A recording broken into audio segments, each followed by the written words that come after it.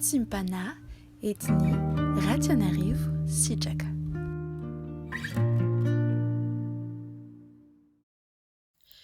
Que la paix du Christ nous soit multipliée ce matin, prions. Éternel Dieu, Roi des rois, Seigneur des seigneurs, merci pour cette belle journée que tu nous accordes, Seigneur. Jour où nous allons encore voir ta gloire resplendir sur nos vies, que les ténèbres, Seigneur, s'enfuient, parce que voici la lumière vient et devient notre bannière, dès aujourd'hui et pour l'éternité. Alléluia. Amen. À partir d'aujourd'hui, dans les Vatimpana que je partagerai, je ferai des thèmes que nous suivrons tout au long de l'année. Ainsi, le thème de ce jour s'intitule « À l'image de Dieu ». Question identitaire importante que nous avons besoin de voir, de revoir et d'approfondir. Ouvrons notre Bible dans Ésaïe chapitre 43, verset 7. Ésaïe chapitre 43, verset 7. Où il est écrit au nom de Jésus. Tous ceux qui s'appellent de mon nom et que j'ai créé pour ma gloire, que j'ai formé et que j'ai fait. Amen. Que j'ai formé et que j'ai fait, dit l'Éternel Dieu. Dieu parle, nous dit, nous rappelle qui a formé l'être humain et qui a fait de l'être humain ce qu'il est. C'est lui. C'est Dieu. Pourtant, dans le monde, dans l'histoire de ce monde, nous avons entendu, réentendu plusieurs théories qui nous disent autre chose que cela, qui nous disent tout d'abord que l'être humain est né de l'évolution. L'être humain n'est pas créé comme toi et moi, comme ça, mais originellement, l'être humain n'aurait pas existé, mais c'était des animaux qui ont ensuite évolué et ont donné donc l'être humain. Une autre variante de cette théorie de l'évolutionnisme est celle de considérer que l'être humain existait mais sous une autre forme. Il avait un autre aspect. Il ne ressemble pas à l'être humain d'aujourd'hui. L'être humain était peut-être moins intelligent, connaissait moins de choses, et puis, au fur et à mesure, il a aiguisé sa connaissance. Ces deux théories principales et dominantes, ou présentées comme dominantes dans l'histoire de ce monde, sont évidemment fausses. La première théorie, qui est de dire que l'être humain descend des animaux, est fausse dans la mesure où nous savons que nous avons été créés et formés par Dieu. Et c'est ce que la vérité nous enseigne. La seconde théorie est également fausse parce que l'être humain n'était pas idiot, n'était pas dans une intelligence arriérée, parce que si nous lisons la Genèse, nous voyons que Adam avait suffisamment d'intelligence, de connaissance, de créativité pour être responsable du jardin d'Éden. En effet, après avoir créé Adam, Dieu le plaça dans Éden, dit la parole, pour en prendre soin et pour dominer dedans, pour veiller sur le jardin. Veiller donc sur les animaux, veiller sur la faune et la flore, il avait suffisamment de connaissances pour tout cela, et Adam avait suffisamment de connaissances pour donner un nom à chaque animal, à chaque être vivant qui se mouvait sur la terre. Exactement comme pour le reste du monde que Dieu a créé donc, nous sommes l'œuvre de ses mains, sa création. Ceux qui sont contre la foi chrétienne, la foi judéo-chrétienne, de dire que Dieu existe et qu'il nous a créés, pensent que les choses se sont faites toutes seules, dans un hasard, qu'elles ont été ordonnées dans un heureux hasard. Chaque événement de la création se serait passé tout seul. Une force mystérieuse qui est dans les objets au début de la création, voilà, aurait fait en sorte que toutes ces choses s'emboîtent toutes seules. Or, ces personnes-là qui sont contre notre foi, contre ce que nous partageons et enseignons, contre la pensée de Christ, sont incapables de dire qui est à l'origine de tout cela. Qui est à l'origine de ce, entre grands guillemets, heureux hasard? Ils disent tout simplement qu'il y a eu une explosion, qui est le Big Bang, à un moment donné, propice à la vie. Une explosion a donc eu lieu, comme ça, parce que c'était le moment. Mais le problème, c'est qui est l'être pensant à ce moment-là qui a décidé que c'était le moment exact pour la création, pour que tout commence, pour que ce monde, en fait, débute son existence. Ils n'ont pas de réponse. Ils n'ont aucune réponse. La science, en effet, ne peut donner que les réponses du comment et non du pourquoi. Et c'est là que la vérité vient expliquer pourquoi. Je n'aime pas dire la religion, je n'aime pas dire même la foi ou la croyance, parce que ce sont des choses qui diminuent la vérité, car nous savons que nous détenons la vérité, qui est Christ. Nous avons la pensée de Christ qui est la vérité. Et donc il faut l'appeler telle qu'elle. La vérité nous donne la réponse du pourquoi.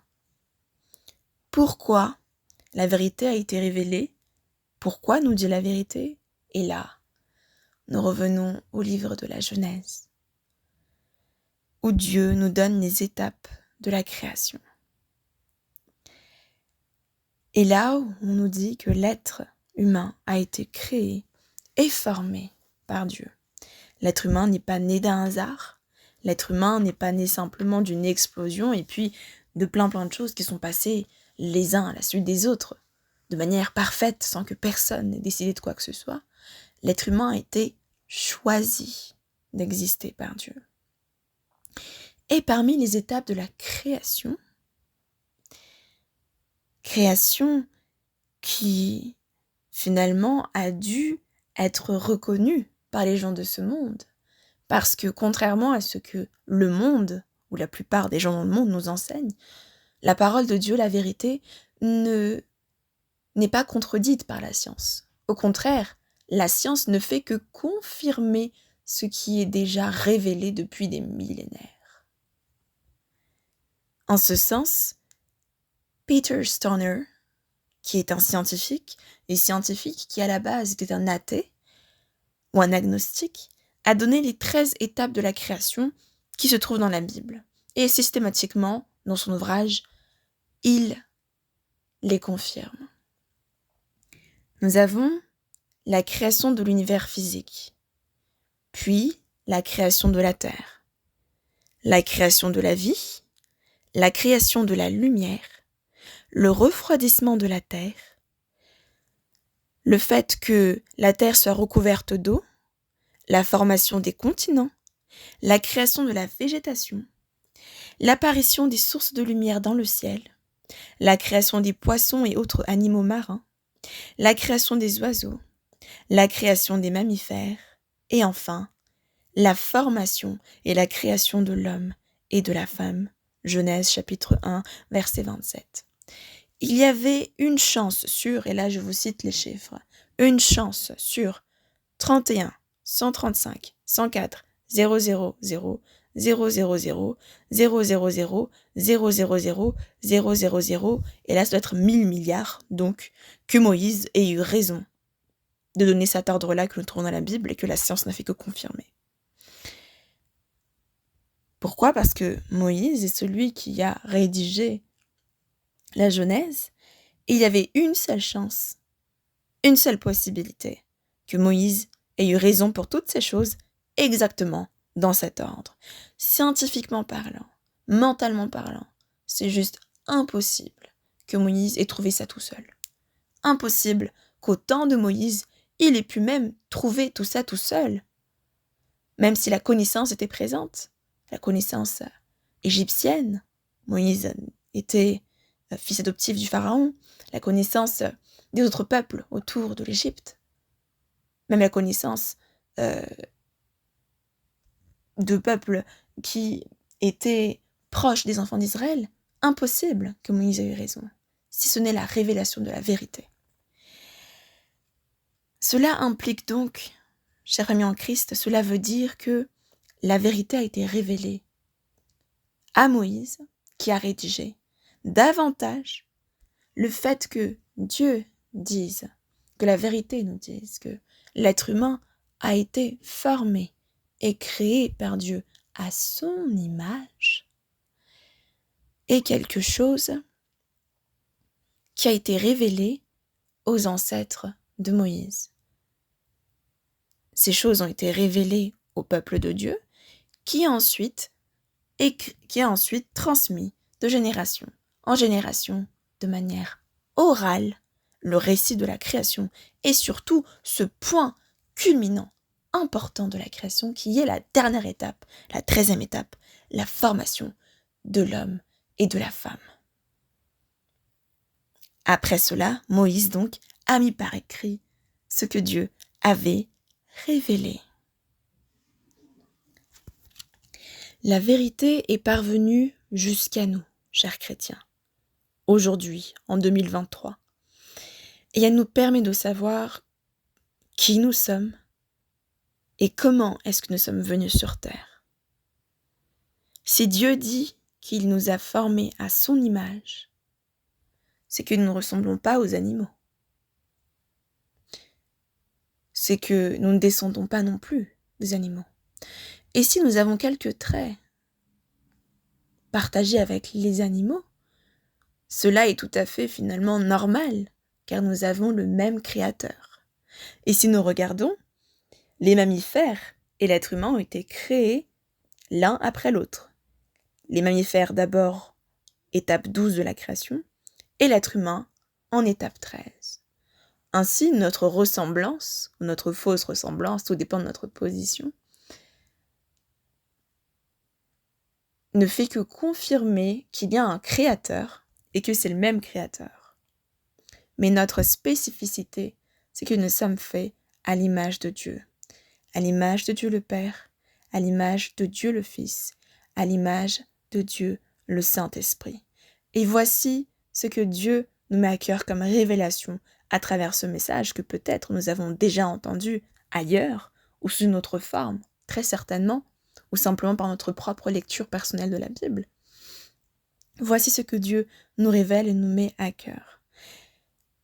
Nous sommes à l'image de Dieu le Père, Dieu créateur du ciel et de la terre.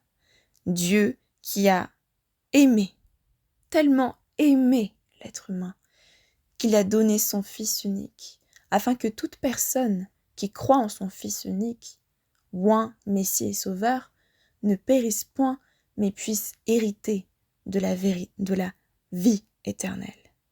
Nous sommes à l'image de Dieu le Fils. Et quand la parole de Dieu nous dit que Jésus-Christ est la plénitude du Père, la plénitude de Dieu, Dieu complet dans l'être humain, alors si nous sommes à son image, quand nous recevons Jésus-Christ, alors nous le ressemblons parfaitement, absolument, en tout point. Et quand la parole de Dieu nous dit que Jésus-Christ est ressuscité d'entre les morts, premier-né de nombreux frères et de nombreuses sœurs, alors cela montre que nous sommes appelés vraiment à lui ressembler. Nous appartenons à la même fraternité. Nous avons le même Père. Je ne sais pas si vous vous rendez compte. Nous avons le même Père que Jésus-Christ. Nous sommes frères et sœurs de Jésus-Christ. Et troisièmement, nous sommes à l'image du Saint-Esprit, non pas seulement parce que nous avons un esprit en nous, une pensée, un esprit pensant, mais nous avons aussi une vie spirituelle, ce que les animaux n'ont pas. Le reste de la création n'a pas de vie spirituelle, mais nous l'avons. Et quand nous recevons Jésus-Christ comme Seigneur et Sauveur, alors s'accomplit ce que dit Galates chapitre 2 verset 20, « Ce n'est plus moi qui vis, mais Christ qui vit en moi. » Ce n'est plus moi qui vis, mais Christ qui vit en moi. Ainsi, nous devenons entièrement, intégralement, à la perfection, à l'image de Dieu le Père, de Dieu le Fils et de Dieu le Saint-Esprit. Et c'est pour cela que la parole de Dieu ose dire et déclarer avec vérité et force que nous ne nous appartenons plus à nous-mêmes, mais que nous sommes temple du Saint-Esprit. Et c'est pour ça que Paul dit, ne savez-vous pas, chers chrétiens, que vous êtes le temple du Saint-Esprit et que vous ne vous appartenez pas à vous-même? Ne savez-vous pas, chers chrétiens, ne sais-tu pas que tu as l'image de Dieu? Ne sais-tu pas que tu n'es pas une erreur? Que tu n'es pas né d'un hasard? Que tu n'es pas laide? Qu'il n'y a aucun manque en toi, dans ton identité, qui t'empêche d'être ce que Dieu veut que tu sois, c'est-à-dire à son image. Qu'il n'y a aucune trace de médiocrité en toi, mais tout est fait par excellence, tout est fait pour un but. Ainsi, nous pouvons recevoir l'amour de Dieu, l'aimer et nous aimer également. Car avant tout, parce que nous avons été créés par Dieu et à son image, nous pouvons réceptionner cet amour de Dieu-là. Recevoir l'amour de Dieu, c'est simplement dire oui Seigneur, j'accepte ton amour. Et une fois que nous acceptons l'amour de Dieu, alors commence cette plénitude de la présence de Dieu en nous. Dans Psaume chapitre 139, David dit « Tu me connaissais déjà avant que finalement je ne fus. » Dieu connaissait et voyait déjà chacun de nos jours. Cela veut dire que, évidemment, Dieu savait prophétiquement ce qui nous concernait, mais encore plus, le fait que chaque chrétien aujourd'hui ait accepté Jésus-Christ et que chaque personne humaine est appelée à accepter Jésus-Christ, c'est comme si nous revenions à la maison. C'est comme si nous revenions à notre identité initiale qui était celle d'Adam et Ève avant le péché. La relation parfaite avec Dieu. C'est comme si, finalement, nous retournons à ce que nous devions être depuis le départ. Chaque chrétien, chaque être humain est appelé à cette identité première de ressembler à Dieu, à l'image de Dieu, en tout point et en excellence. Et pour conclure, nous allons ouvrir notre Bible dans Psaume chapitre 90, versets 16 à 14. Psaume chapitre 90, versets 16 à 14, et que nous allons utiliser comme prière. Éternel Dieu, Dieu le Père, Dieu le Fils, Dieu le Saint-Esprit, que ton œuvre se manifeste à tes serviteurs, à chacun d'entre nous. Que ta gloire se manifeste sur nous et sur nos enfants. Que la grâce de notre Éternel, notre Dieu, soit sur chacun d'entre nous. Que nous soyons, Seigneur, affermis. Je te prie, Seigneur, d'affermir l'ouvrage de tes mains. L'ouvrage de tes mains. Tu es le divin potier et nous sommes l'argile entre tes mains. Façonne-nous, Seigneur, comme tu le souhaites. Oui, Seigneur, affermis l'ouvrage de tes mains. En ton nom, Seigneur Jésus-Christ, nous prions. Alléluia. Amen. Nous sommes l'œuvre de Dieu, chers chrétiens, et je vous encourage à faire ces déclarations sur vous, sur vos vies, sur vos familles, sur vos parents, sur vos frères et sœurs, sur vos enfants, que nous sommes à l'image de Dieu. Et alors, chacun connaîtra son identité, chacun saura qui il est et où il doit aller revenir à cette relation parfaite qu'avaient Adam et Ève avant le péché originel, à l'image de Dieu, à la perfection.